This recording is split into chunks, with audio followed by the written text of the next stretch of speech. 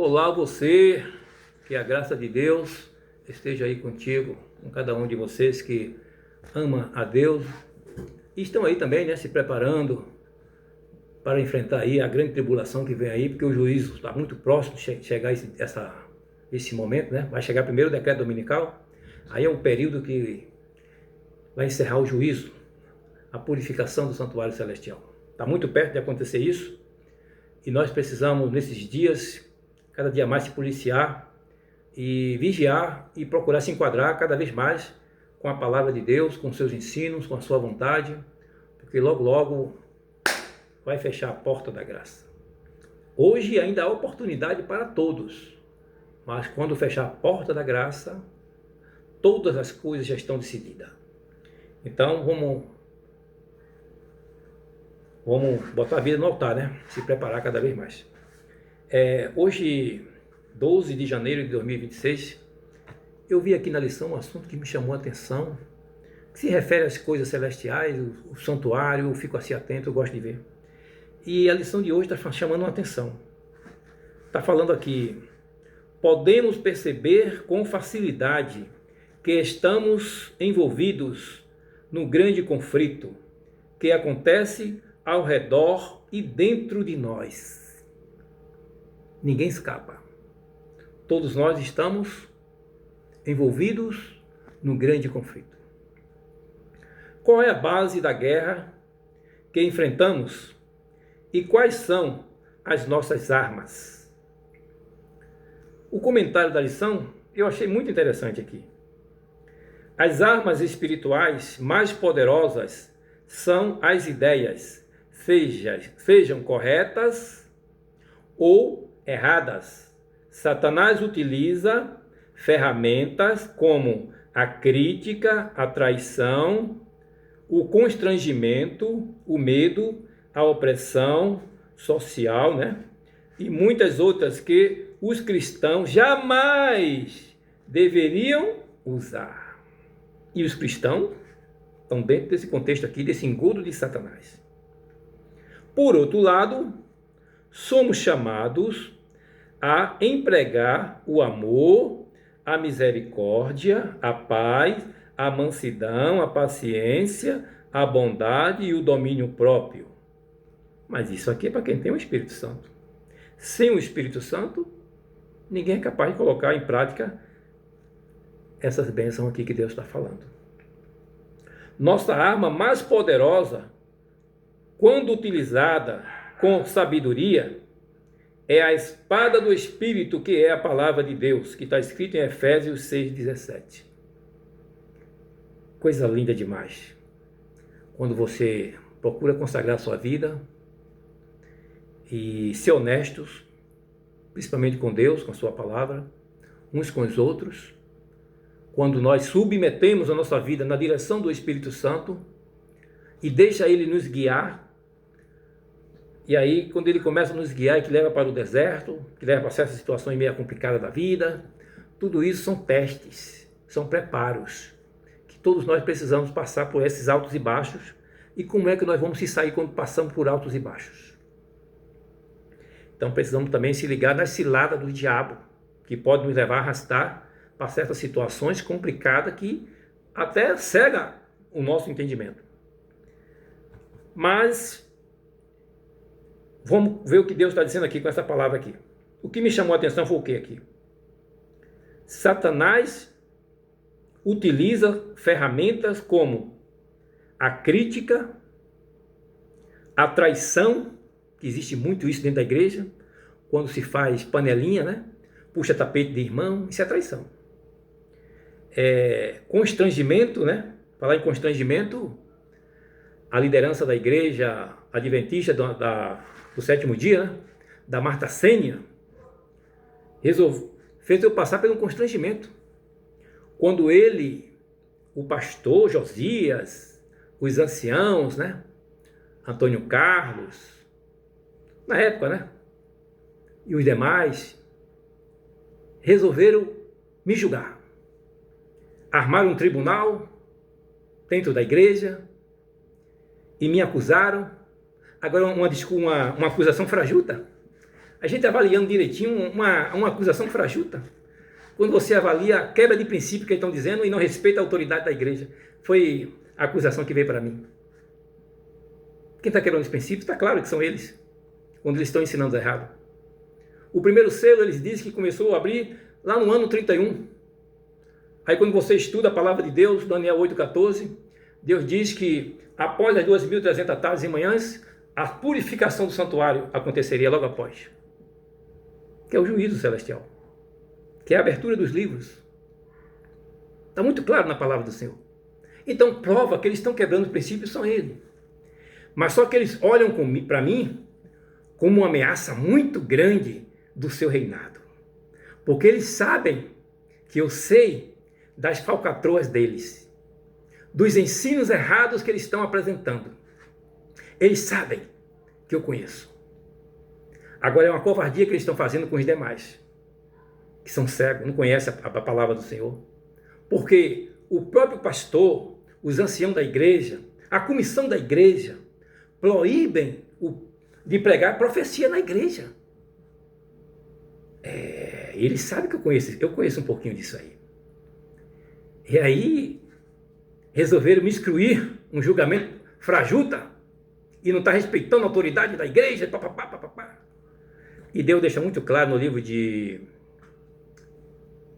Atos, 5:29, quando Pedro fala que antes importa obedecer a Deus do que aos homens. E o próprio Deus pede para nós examinar suas escrituras, lá em Oséias 4, verso 6. Senão vai perecer, o povo vai perecer. Então, quando o povo, o ancião, o pastor, a comissão, não aceita a profecia da igreja, eles estão contrariando o que a Bíblia fala no livro de Provérbios 29, verso 18. Quando a Bíblia diz, não havendo profecia, o povo se corrompe. No livro de 1 Tessalonicenses, capítulo 5, verso 20, Deus diz, não despreze as profecias. Então, quando o povo despreza a profecia, o que acontece? Acontece o que Deus está falando no livro de Provérbios 29, 18. Sem profecia, o povo se corrompe. Sem conhecimento, a profecia é um conhecimento profundo. A profecia desmascara Satanás e traz toda a verdade de Deus que nós precisamos conhecer nos últimos dias. Isso não pode ser apagado. Por isso que precisamos estudar a profecia. Então tem que ensinar a profecia da maneira correta. Então quando eles proíbem de pregar aquela profecia que me constrangiu, quando eu ia pregar 2.300 tardes e manhã. Aqui o Satanás está dizendo que é Satanás que faz isso. Então é Satanás que usaram eles, me proibindo de pregar a verdade de Deus. Está falando aqui de constrangimento. Aqui, tá? Constrangimento. Me proibiram de pregar as 2.300 tardes e manhãs. Por quê? Porque esta profecia revela a verdade, onde Deus mandou o povo estudar, inclusive ele deu essa profecia, para o povo saber a data que ia começar o juízo celestial, a purificação do santuário celestial. Aí eles vêm com uma outra conversa, outros ensinos, outro evangelho, dizendo que foi no ano 31. Isso nem na Bíblia está. Isso é invenção satânica para confundir a mente do povo. Então, sem profecia, o povo se corrompe. Se o povo tivesse profecia e tivesse entendimento, epa, aí não, pastor. Não, isso aí não. A Bíblia fala assim, assim, assim. Que nem os bereanos faziam assim. Ouvir a mensagem e examinar. Hoje não. Hoje desprezam a Bíblia na cara dura. Então isso é constrangimento. E outra coisa que Paulo está falando aqui que me chamou a atenção. Uma vez que a batalha é espiritual, estamos em uma guerra de ideias e valores. No entanto, Cristo já conquistou a vitória por nós na cruz, enquanto estivermos conectados com Ele. Jamais seremos derrotados, mesmo se morremos. Paulo entregou sua vida e seu futuro a um tribunal superior, o que o levou a não se importar com o que acontecesse com ele aqui na terra, por mais injustos que fosse. Como cristãos, não devemos lutar tanto pelas nossos direitos. Como cristãos, não devemos lutar tanto pelos nossos direitos, mas pelo que é certo. Não se importa muito com o nosso direito, mas pelo que é certo. Defender a palavra de Deus é certo. É o que eu procuro fazer, defender a palavra de Deus. Não é a força que faz o direito, mas o direito que faz a força. O segredo é a submissão à vontade de Deus. Na verdade, essa é a única maneira de sermos vitoriosos na guerra em que nos encontramos. Jesus é o exemplo perfeito de submissão à vontade de Deus. Paulo destacou em Filipenses 2. Quando ele se esvaziou, né? E veio a esse mundo para nos resgatar e sofrer por nós e pagar um alto preço. Então, irmãos, essa advertência que Paulo chamou a atenção aqui, que ele não está se importando, né? Ele fala aqui que não está se importando com... Deixa eu ver aqui onde ele falou. Uma vez que a batalha é espiritual, estamos em uma guerra de ideias e valores. No entanto, Cristo já conquistou a vitória por nós na cruz.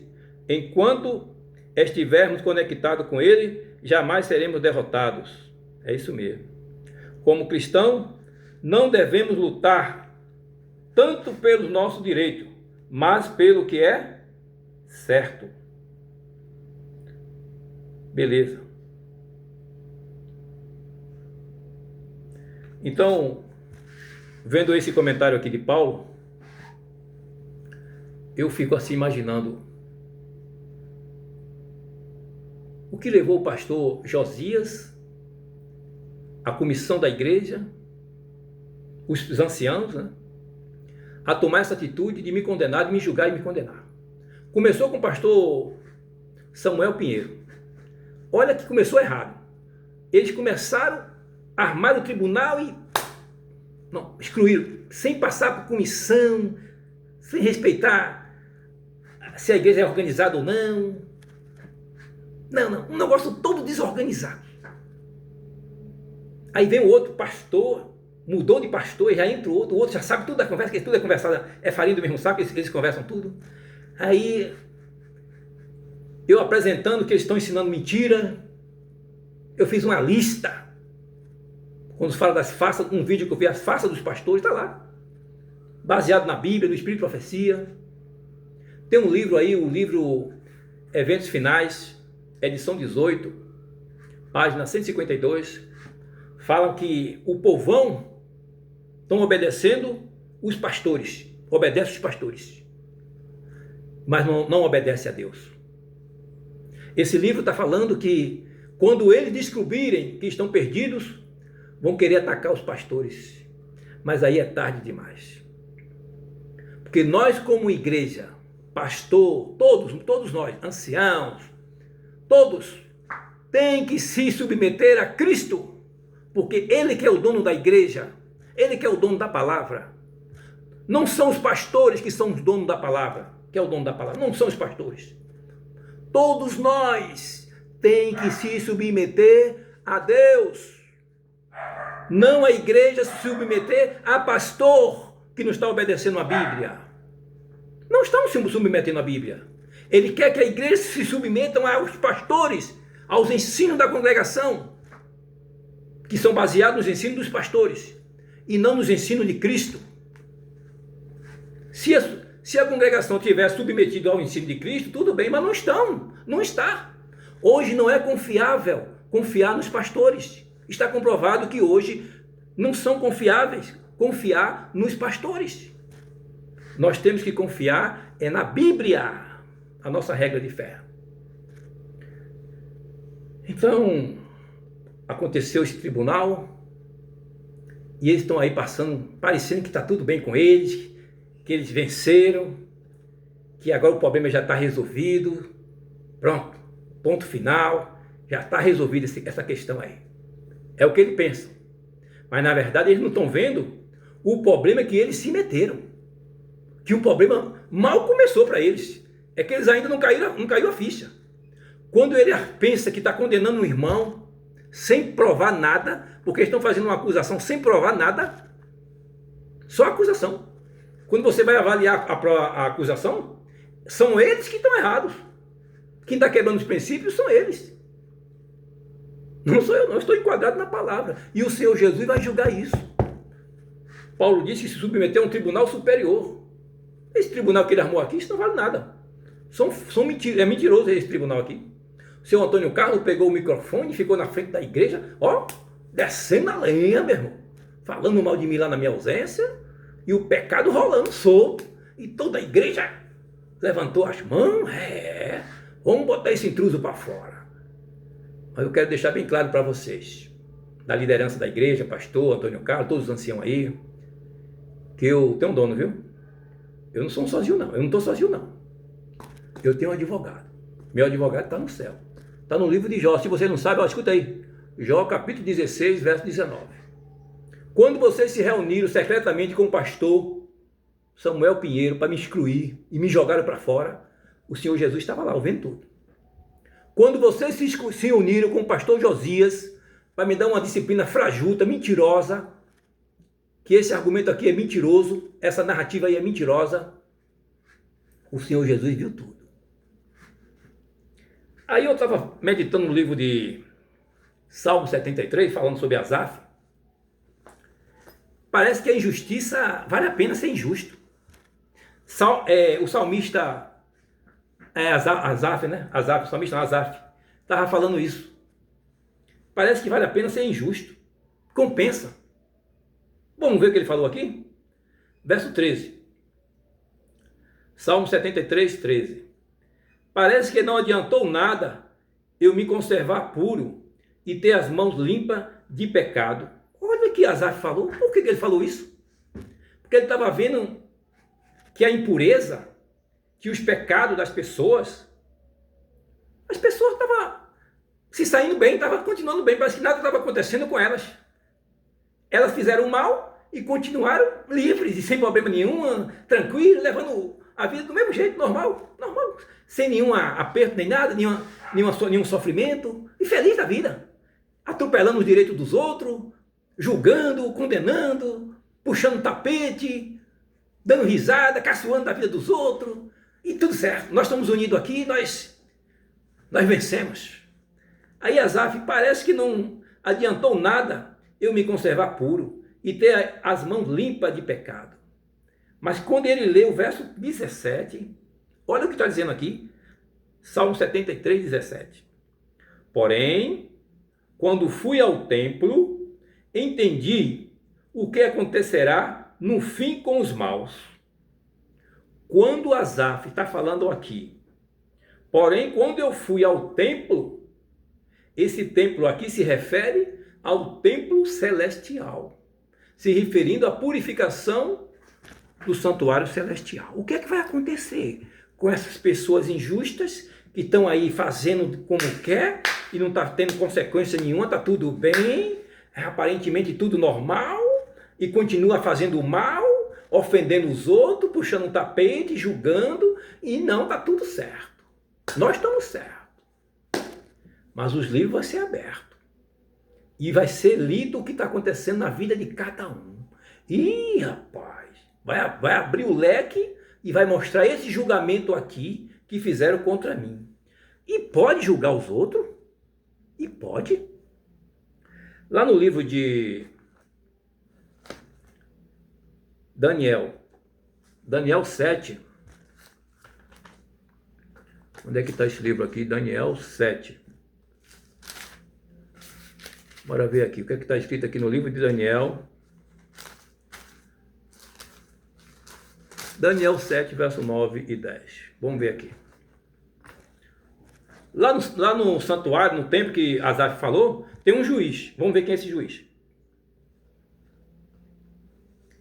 Daniel 7, verso 9. Continuei olhando e vi que foram postos alguns tronos. Lá no livro de Apocalipse 4, 4, fala que tem o trono de Deus e mais 24 tronos ao redor. No centro fica o trono de Deus. Já aqui na expressão do livro de Daniel 7, 9, fala que foram postos alguns tronos. Mas nós sabemos, aqui fala no plural, mas lá em Apocalipse 4:4 revela quantos tronos tem. São um total de 25. Né? 25 tronos. Num deles assentou-se aquele que sempre existiu. A sua roupa era branca como a neve, e os seus cabelos eram brancos como a lã. O trono e as suas rodas pareciam labareda de fogo. Aqui está falando da característica do trono e do Senhor Jesus, que está ali. É ele quem julga.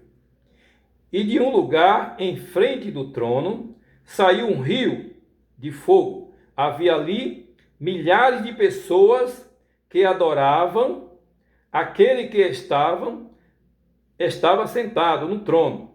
E muitos milhões estavam de pé na presença dele. Começou o julgamento e foram abertos os livros. Esse julgamento aqui do templo que Asaf está falando é a purificação do santuário celestial, que começou após as 2.300 tardes e manhãs. Depois dessa profecia, começou a purificação do santuário celestial. Não no ano 31, como vocês ficam ensinando em Mineiro até a disciplina. Vocês vão pagar o preço que vocês estão fazendo aí. Estão enganando o povo, estão ensinando errado. E botando a culpa em cima de mim, porque vocês são muitos. Mas existe um advogado justo, que ele está vendo todas as coisas, ele está no trono já e vai julgar todas as coisas. Então está dizendo aqui que os livros foram abertos. Livros, está falando no plural. E aí? Muitos livros foram... Alguns livros, né? Livros, está falando no plural. Então, vai ser aberto livros de memórias. Digamos que esse livro de memória tem todas as suas ações que você praticou enquanto estava com vida aqui na Terra. Positiva ou negativa, está lá registrado. E tem também o livro da vida, daqueles que vão ser salvos. Como está em Apocalipse 3, verso 5. Então, tem algum livro, falando de algum livro, eu quero ver esse livro aqui. Salmo 56, verso 8, fala de uma coisa interessante. Salmo 56, verso 8, é um dos livros, faz parte. Tu sabes como estou aflito, pois tem tomado nota de todas as minhas lágrimas. Será que elas não estão escritas no teu livro? As dores, as aflições, os sofrimentos, os constrangimentos, as acusações, os julgamentos injustos, quantas dores nós enfrentamos nesta vida? Será que ele não sabe de nada? Será que vocês julgaram entre vocês aí, acham que Deus não sabe de nada? Está escrito no seu livro. O que vocês me julgaram, o que vocês causaram de constrangimento, de sofrimento na minha vida, fazendo isto, que vocês não têm esse direito. Está aqui no livro de Tiago. Vocês não têm direito de fazer isso. Vocês não têm direito. Porque eu vou lhe mostrar aqui na Bíblia. Vocês não têm esse direito de julgar ninguém. Vocês não têm direito. Tiago 4, verso 11. Meus irmãos, não fale mal uns dos outros. Quem fala mal do seu irmão em Cristo ou julga, está falando mal da lei e julgando-a. Pois se você julga a lei, então já não é uma pessoa que obedece à lei. Vocês não estão obedecendo à lei, porque vocês estão quebrando a lei por julgar o seu irmão. Vocês estão quebrando a lei, vocês já são réu de juízo. Vocês já são réu de juízo. Presta atenção. Estão quebrando a lei. Mas é alguém que a julga. Verso 12. Deus é o único que faz as leis e o único juiz. Peraí. Vou ler de novo, viu? Vocês não sabem não, você não sabe isso aqui não. Não. Vocês não sabem isso aqui não. Pela primeira vez eu vou falar para vocês, na Bíblia, esse assunto aqui, ó. Deus é o único que faz as leis e o único juiz. Não está no plural, está no singular. Ele é o único juiz. Não são vocês que podem julgar o seu semelhante. Vocês estão encrencados. Vocês todos que levantaram as mãos concordando, estão encrencados. Vocês devem pedir perdão a Deus e às pessoas que vocês ofenderam. Vou continuar. Só Ele pode salvar ou destruir. Quem você pensa que é para julgar os outros? Quem vocês pensam que é para julgar os outros? Igreja Adventista do Sétimo Dia da Marta Sênia. Quem você pensa que é? Pastor Josias, Antônio Carlos e Companhia Limitada. Quem vocês pensam que são para julgar o seu irmão e condenar? Vocês estão encrencados com Deus. Vocês se meteram no engodo de Satanás, com a vingança para me destruir. Eu não estou sozinho. Eu não sou um Zé Ninguém. Tem quem me defenda. Jó 16, 19. Presta atenção no que vocês estão fazendo. Vocês acham que estão me condenando? Você sabe o que foi que os amigos de Jó fizeram com Jó? Quando ele estava passando por um momento muito difícil na sua vida? Eles julgaram Jó e condenaram Jó. Jó 42, verso 7. Os amigos de Jó condenaram Jó e excluíram Jó da igreja. Deus vendo tudo, digo, se vocês não pedirem perdão a Jó, o nome de vocês serão excluídos do livro da vida e vocês serão destruídos.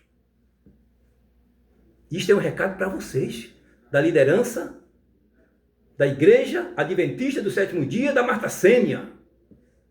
Essa advertência que Deus mandou para os amigos de Jó serve para vocês também, que vocês estão julgando e condenando e excluindo o servo do Senhor. Vocês não têm capacidade de julgar ninguém. Por que estão se metendo? Porque estão com os olhos vedados por Satanás, com vingança, com ódio, para causar constrangimento nos irmãos. Isso é Satanás que faz, usando vocês. E vocês estão se passando na frente da igreja como um bonzinho, como um santinho, e condenando seu irmão. Vocês estão encrencados com Deus. Todos vocês que levantaram a mão aí. Não é só o pastor Josias, não, é todos vocês. Mas ele é o cabeça, que ele sabe disso. Ele estuda a profecia, ele sabe da palavra de Deus. Ele está ensinando errado porque ele quer. Porque ele quer me ofender. Isso é vingança humana, isso é pessoal. E vocês vão responder isso diante de Deus. Então Jó intercedeu pelos seus amigos, né? Que Deus pediu para ele interceder. E Jó intercedeu e Deus atendeu a oração de Jó. Jó 42, 10. Então, presta atenção, irmão. Nós não temos o direito de julgar ninguém, por mais errado que o irmão esteja. Deus pede para você interceder pelo seu irmão, não julgar. Foi o que ele pediu para Jó. Jó estava sendo julgado e condenado. E Deus disse, eu só aceito a oração de Jó. E Jó intercedeu pelos seus amigos. Quando você intercede pelo irmão, por uma pessoa, o poder da intercessão é tão grande que vai salvar aquela pessoa, vai libertar aquela pessoa e vai te abençoar também, como Deus abençoou Jó. Mas quando você passa a ficar acima da lei, se achando grandão, condenando o seu irmão, aí, meu irmão, você é réu de juízo. Deus não autoriza em lugar nenhum na Bíblia para você julgar o seu irmão. Vocês estão encrencados. Quando vocês pensam que se livrou de um problema, vocês entraram num problema muito maior. Se vocês não se arrependerem, não pedir perdão a quem vocês ofenderam, o nome de vocês todos vão ser excluídos do livro da vida, como assim Jesus falou para os amigos de Jó. Deus não está dando essa autoridade para vocês fazer isso. Se respeitem. Procure estudar a Bíblia. Liberte a palavra de Deus que vocês estão prendendo. Estão proibindo de pregar profecia na igreja. Aqui está um homem que Deus colocou para pregar profecia. Deus me capacitou para isso. Eu não sou autossuficiente, não. Deus me deu condições, me deu capacidade. Eu estudei, eu conheço o assunto. Que vocês deveriam também saber disso. A palavra de Deus está aí para todos nós aprender com ele. Então vai chegar um tempo que esse livro será aberto. E as coisas que Deus falou a nosso respeito, vai falar lá, aqui em Apocalipse. Apocalipse 22, 12. 20, 12. Apocalipse 20.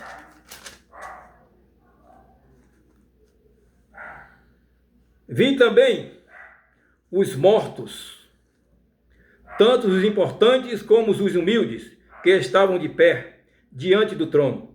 Foram abertos os livros, e também foi aberto o outro livro, o livro da vida. Os mortos foram julgados de acordo com o que cada um havia feito, conforme estava escrito nos livros. As nossas ações estão registradas no livro da vida, irmão. Tudo que nós fazemos, toda essa ação que aconteceu aqui na igreja, vocês me julgando, o céu viu tudo, está registrado. O que vocês fizeram comigo, me julgando. Vocês não têm capacidade de fazer isso, irmão. Deus não autorizou isso. Isso é coisa maligna. Apocalipse 3, verso 5, fala do livro da vida. Aqueles que conseguirem a vitória serão vestidos de branco, e eu não tirarei o nome dessas pessoas do livro da vida. Eu declararei abertamente, na presença do meu Pai e dos seus anjos, que elas pertencem a mim, disse Jesus. No livro da vida está o nome de todos aqueles que foram aprovados. E Satanás está trabalhando de uma maneira para nos excluir do livro da vida. Às vezes ensina a pessoa de sabedoria, assim de orgulho, como vocês aí. Porque estão na liderança da igreja, vocês têm o poder de julgar, de condenar, de quem pode se salvar, de quem não pode se salvar. Vocês é quem decide. Vocês estão se colocando aí como vocês é quem decide. E não é Jesus quem decide, não, são vocês. Quem vai se salvar e quem vai se perder. São vocês, com essa atitude de vocês, são vocês que estão decidindo. As pessoas que merecem salvação e quem não merece. Vocês que estão fazendo isso, com esse julgamento de vocês aí. Que Deus tenha misericórdia de todos nós. Já está acabando aqui, vou ver se dá tempo de fazer uma oração. Espírito Santo de Deus, toma conta das nossas vidas, da minha vida e dessa causa que eu já entreguei na tua vida desde lá do começo. Eles estão pensando que está tudo certo, que eu já esqueci, que tudo está passado. Está tudo registrado no livro da vida. Eu lendo aqui a mensagem da lição da Escola Sabatina, Paulo falando isso, me chamou minha atenção, que ele entregou sua causa no tribunal superior.